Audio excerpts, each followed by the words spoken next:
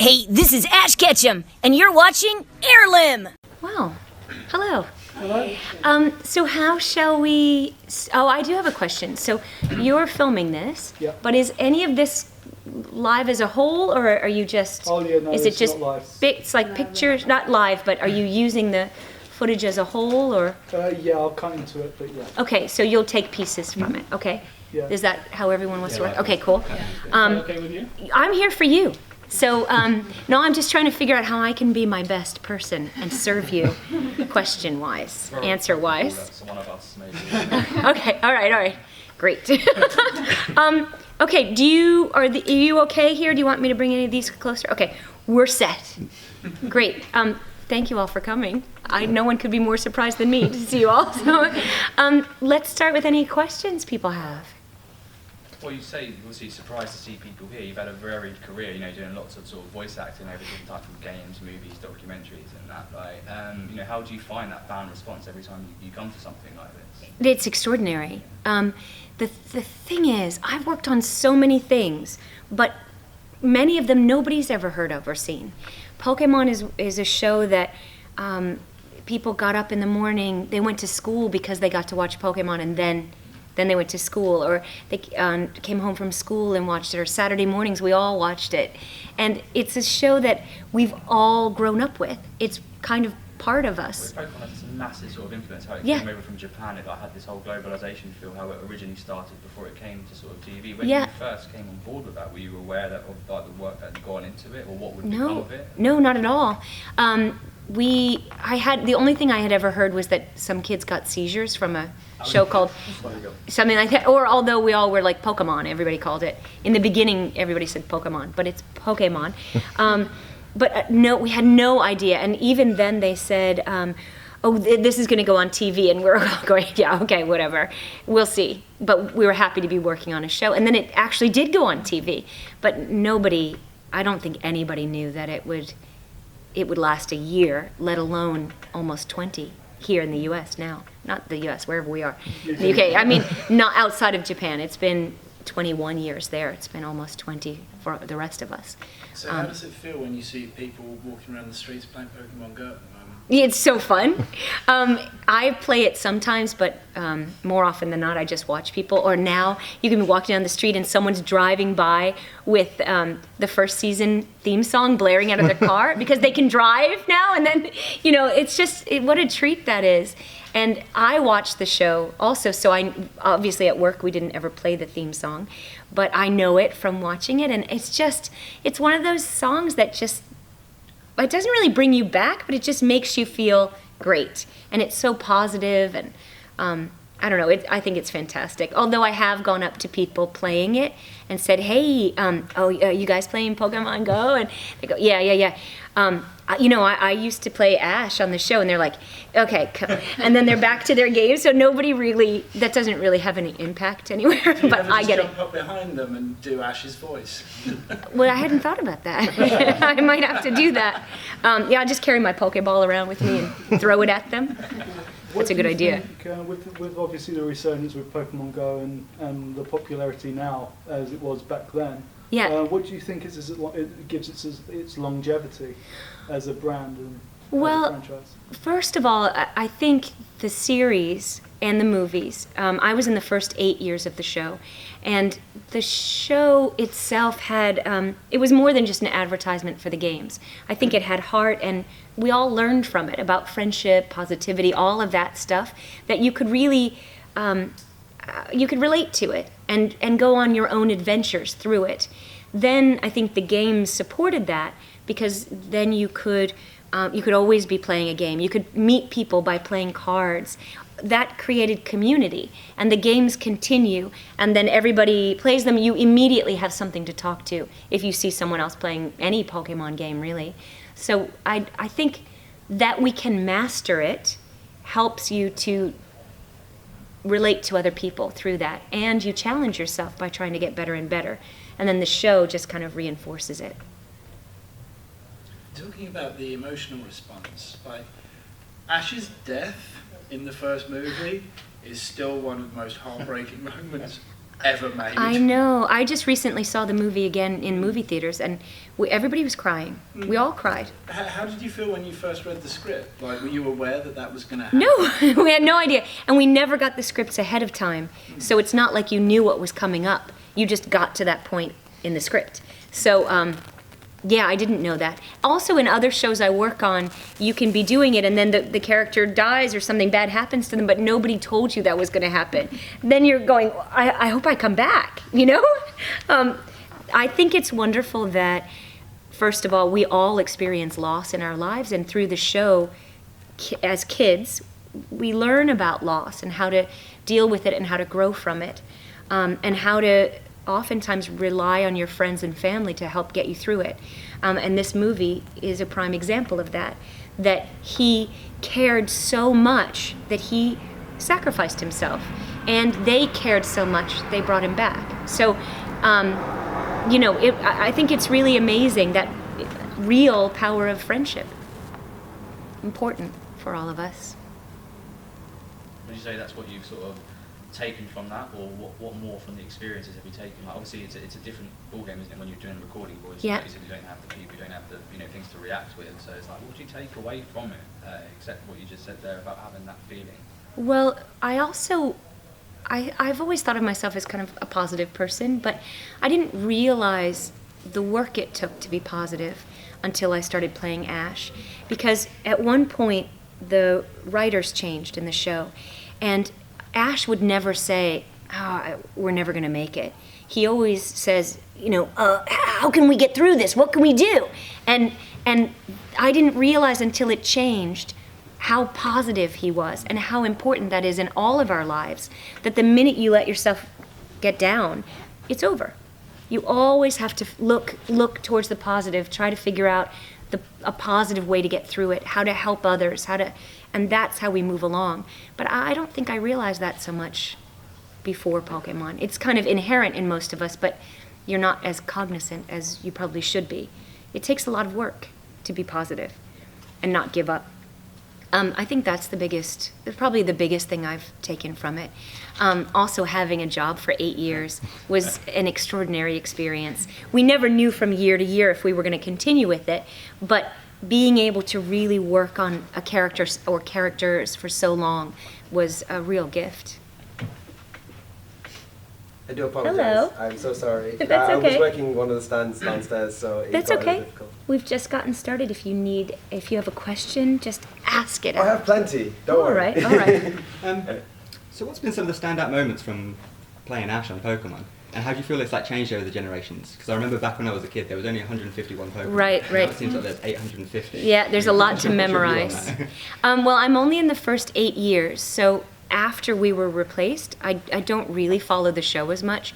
But I think that although Ash is always 10, I do think he matures in other ways, as how he relates to people and figures out how to go towards his goals in different ways.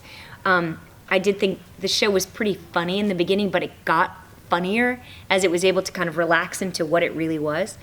I'm a fan of the original 150, and I think it's because they were just simple and you could memorize them pretty easily. Then it just keeps going on, and after a while I think it kind of becomes too much in a way, but you just want your adventures with those Pokemon that you already know. I like old buildings. I don't need new buildings all the time. Same thing with Pokemon. I like the standard, the old ones. We really get to know them. So, yeah. And did you have any favourite episodes? Do you have any favourite gym leaders or? What's your views on the show? Yeah, my favorite. I love the show. I love everything about it.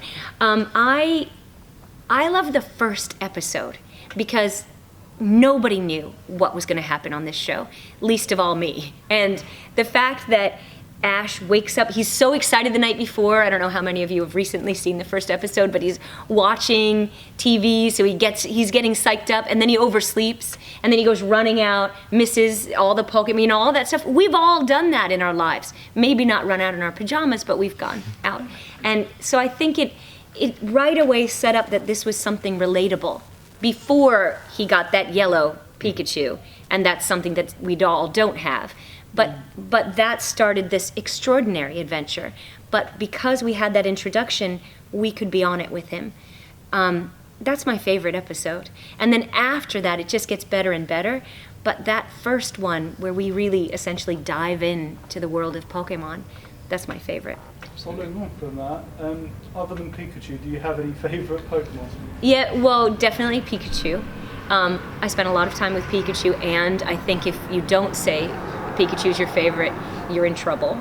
So, but my daughter and I recently were saying perhaps if we had to choose another, we'd take Charizard, because we lived in New York and now Los Angeles, and to be able to fly around on a Charizard to get away from traffic would be, I mean, it just makes sense, doesn't it? No one wants a dragon with a little wing. That's a good idea, though, too. A little magical. I never thought about that. Because it would be nicer. What's that? Dragonite to carry your groceries. Oh, yeah, and the little wings. Dragonite. Well, opera teleport. Oh, yeah, that's right. There's a lot of things I haven't thought about. I'm going to work on that. Yeah. I know, we all have. Sorry. Yeah? Sorry I was late again. I got asked to ask you, have you and any of the team voice actors had any hijinks on set or anything in that capacity? Well, when you're dubbing something, you're always in the booth alone. So there's no hijinks.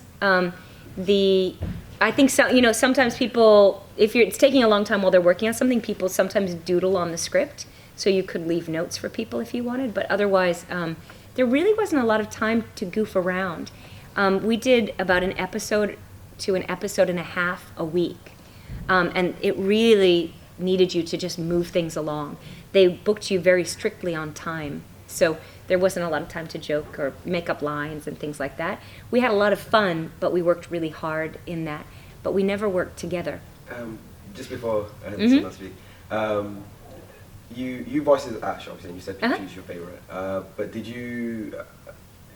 I believe that the Pikachu voice actress was Japanese. Yes. Were you aware of that at the time, and have you actually met the Japanese voice actress? I've never met anyone in the original cast. I've never been to Japan, so that's kind of my big goal.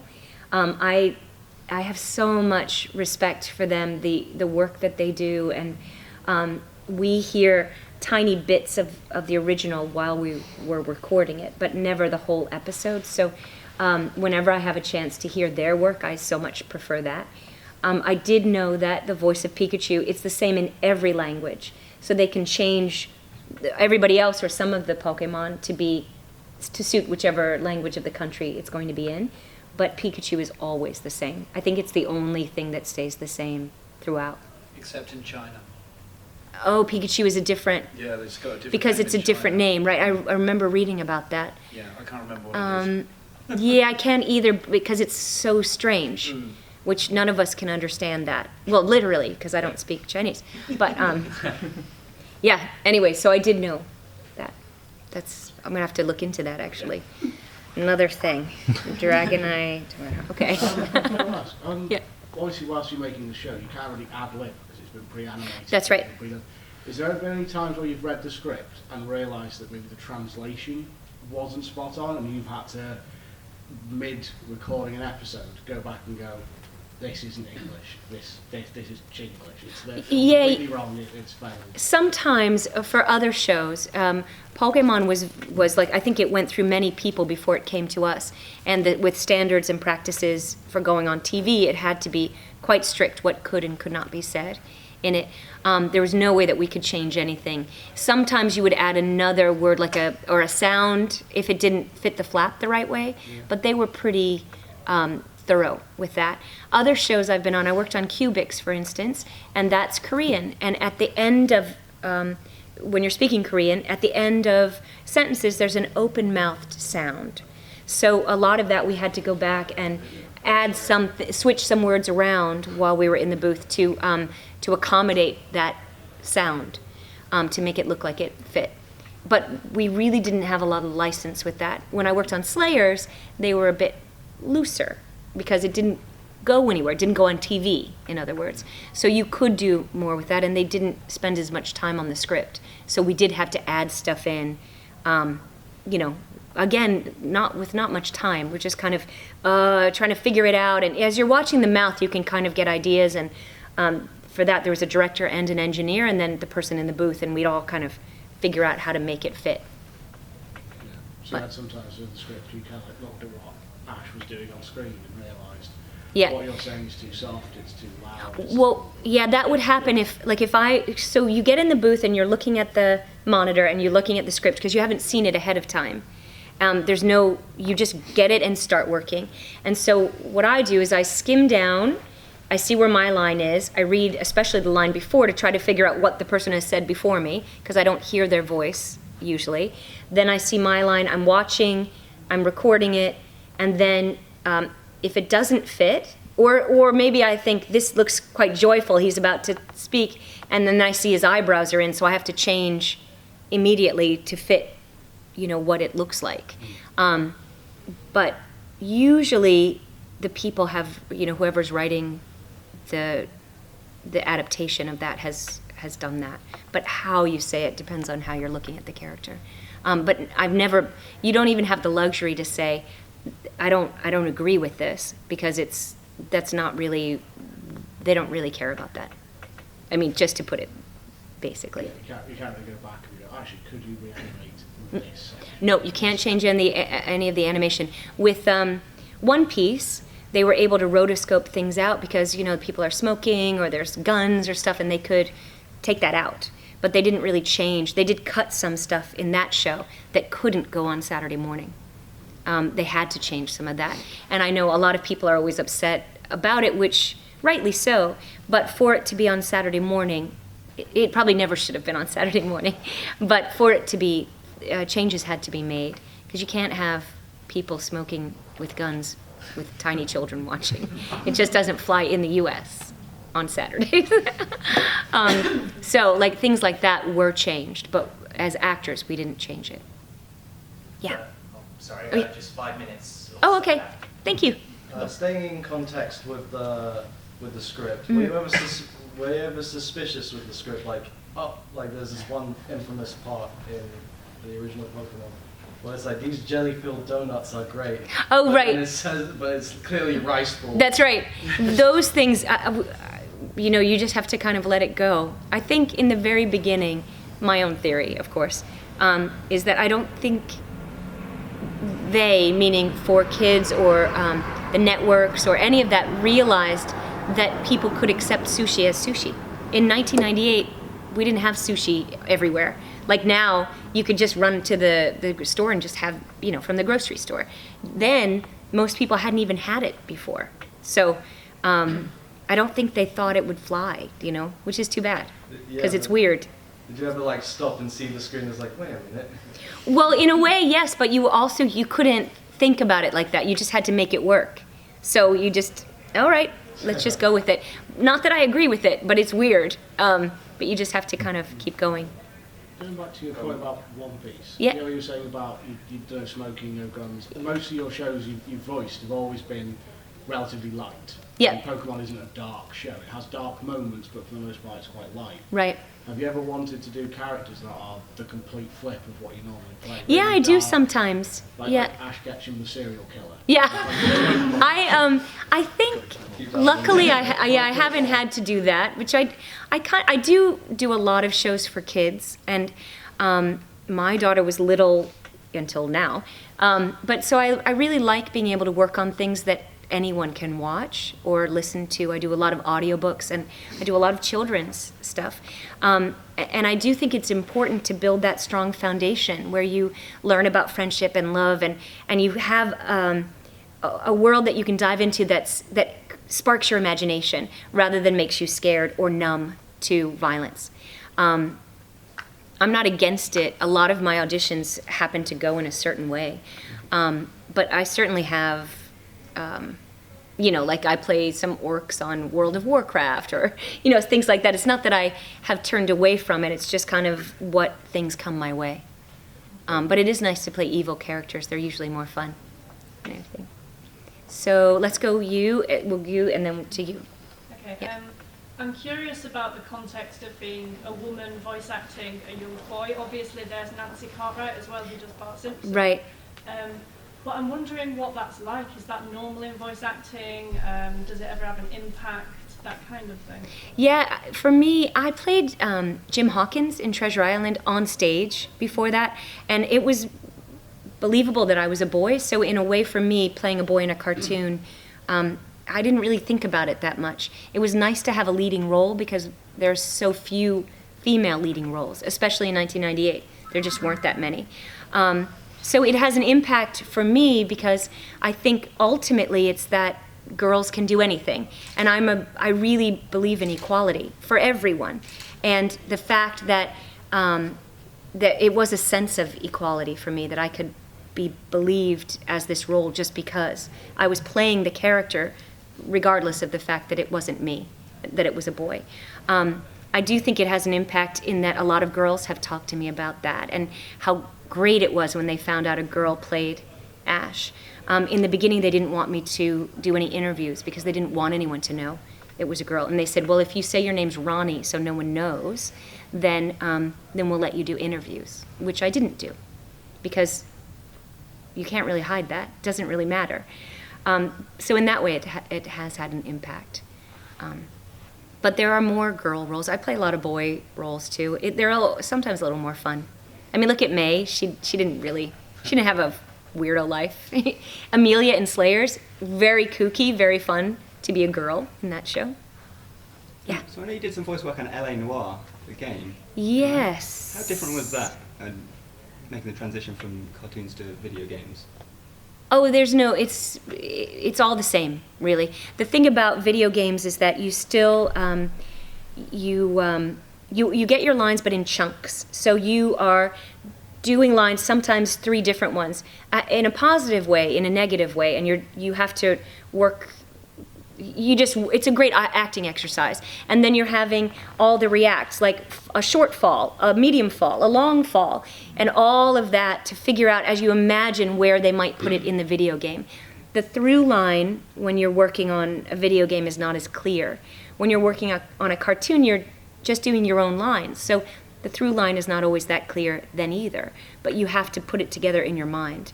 So it's not that different. It just moves your brain in a different way, essentially. But it calls on you to do the same emotions and everything. Yeah. Okay. I don't know if it's already been asked, well, I'll just ask anyway. What to you, I've asked this question to many other voice actors that I've met up with in the past, and I always try to ask to see what answer everyone else gives. So what to you is the most important thing in voice acting? Being an actor. I went to college and grad school for acting.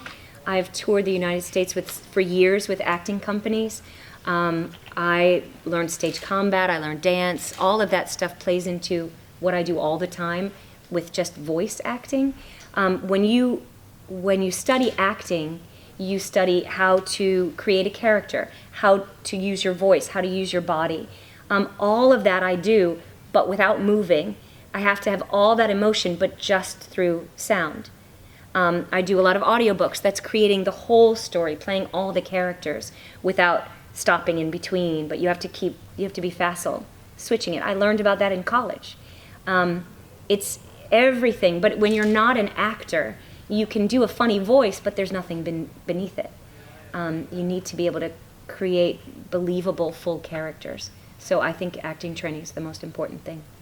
And there's other people who will say, I just lucked into it, whatever, but ultimately, for me, I've had a fulfilling for myself career because I've gotten to play characters. Ash is a 10-year-old cartoon boy, but he was so real, and what I got to play was so fantastic.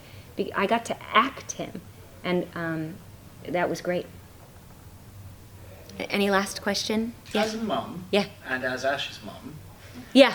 Do you think that every 10-year-old child should be sent away from home to find mythical beasts? You know what? I think you can do that in your bedroom. Like you find your imagination, you've got your flashlight, and you're under the covers, you've built a tent, and you have your characters, and you create that world. Yes. Would I let my daughter go with a backpack out into the world alone? Absolutely not, unless we were going together. But we journey together. But I think imagination-wise, every child should go on an adventure like that. And as a parent, that's what I help to bring about. But no, I would never. I would never. Plus, there were no cell phones at the time. Like, how do you get in touch? They have to find, remember those big, they had those picture phones, basically, as he's calling home to Professor Oak, you know. Future, wasn't it? I know, and now we have most of that stuff. We just don't have a tiny ball that we can put stuff into and carry. Probably not. Probably not. That's too much power. Yeah, that's right. That's right. But you know, all of that stuff does spark something, and we all need to be able to take ourselves on an imaginative journey, because with our imagination we can go anywhere. And I think every kid needs that. And you find that in books or TV shows, but not always with the screen on. You need to take off, you know? And I think we as adults need to allow children to do that. And we can go with them, even in a museum or something, you know? So that's there. So that's a yes and no answer.